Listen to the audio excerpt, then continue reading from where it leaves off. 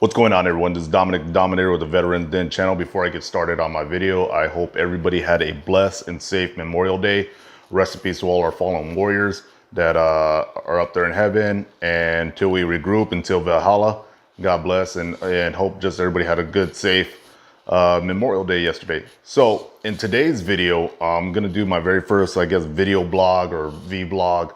Not sure what the technical term is, how you say it, but something happened a few weeks back, and I wanted to have enough space and distance from that time that this event happened because I don't want to reveal, I want to maintain the privacy of the veteran. So a couple weeks back, I got a missing man mission, intel or communication sent down to me that there was a veteran missing. He might be suicidal. And if I'm in the area, if I could go look for him. So gathering intel, I went back and forth with a friend of mine to find out where they're at. They actually called the veteran, was able to get him on the phone, and just kept him on the phone. And from there, they're hearing sirens and all this other stuff. And we kind of got a rough estimate of where the location was at. I kind of made a little radius of where, that he might be. And then there was even talks about how they hear like a video game sound or a Pac-Man sound in the background. So it was actually, it was a hunt, it was, we're getting the intel, trying to figure it all out, trying to locate them, all that stuff. So fast forward, after 2.5 hours of looking, I actually found the veteran. And what was funny is he was a Marine. So, I kind of went up to him and yelled out, "Hey, Marine," and he kind of just like, bug-eyed and just kind of looked at me and said, "Yes." And I said, "Hey, I'm here to rescue you." And they end up hanging up the phone with my friend, and we just sat and talked. And what happened was, the veteran had thoughts of suicide, but not. After I did my assessment, what I've been trained to do is, I knew he wasn't going to commit suicide, or at least had a really good feeling it wasn't. What it was is the veteran just had a perfect storm. Just, this happened, that happened, this and that happened, and then this happened, and this anniversary is coming up, and it was just a whole pile of a mess that just, hit him, and it was, and he had. He's been struggling off and on for the past couple of years.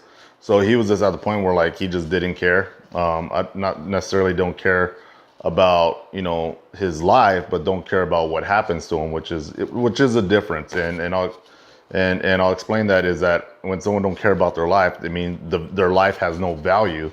So, let's just end it, let's do it, Someone who doesn't is not caring about what's going on with them is that they're just so down that if something happens to them, oh well, who cares? No one's gonna care, or it's just so bad then that they deserve it. So hopefully that kind of explains the two things. So after assessing them, I kind of took everything that he was dealing with and just brought it in perspective, showed him how to navigate through these issues or these storms, or how to let go, or how to hold on, or what resources he can do. And it was really good. It was a really good conversation. I'm still in contact with that veteran, and we've been texting off and on and giving me updates, and he's doing good. And the thing is that he just felt that there was no one out there for him. There was no one there for him. He doesn't have a family. There was just no one he can turn to. And then I started pointing things out about all the people that did care about him. Like, well, this person cared, and that person cared. And this person hit me up, and I'm here because I care. So I told him I spent 2.5 hours looking for you, driving all over town looking for you, and I found you. And that really touched him. He ended up, getting teary-eyed and crying, and it touched me too, because, it's like I always say, I always repeat myself, is that we're all one combat family, and we all need to look out for each other. We're all brothers and sisters in this combat family, and we're still in the fight. We're still on duty. We're not downrange. We're here at home, and we leave no man behind. So the way this all worked is, my buddy is part of a nonprofit who also helps veterans, and he just so happened to know that this veteran might be in the area. He was missing for 3 days, and he reached out to me. I went ahead and reached out to a couple other veterans that might be in the area too. So I'll keep a lookout for this guy. And what I liked is that it was a mass coordination from two people at two different points in the state, you know. And I think, I don't know if a lot of other states have this. I do know a small group in LA, Los Angeles, where I'm from, that also did this. But I'm talking, it's a small group, it's just kind of more local. But I think if we have all these nonprofits and veteran groups and people with peer supports training and suicide intervention, mental first aid training, and all that, I think this is something that should be done in every state, where we just have a coalition of people at different points and areas and cities, you know, that are throughout the state, where if something happens that it deemed serious enough, we're like, hey, this veteran's missing, and I'm straight up worried that this guy's gonna end it, where we can find out his location or rough estimate and just send, you know, indirect support, you know, send a react team, you know, quick reaction force, you know, or rapid response team to go out and look for this guy and give him the help he needs, the support he needs, the mental health first aid, or get him to an ER so they can, you know, observe him and give him the help he needs. It's always a blessing when stuff like this happens. This isn't the first time I've gotten messages like this, or people gonna hit me up if I know about a veteran in the area, if I can help, or even just being there and intervening with a veteran from taking their life. I value every veteran's life.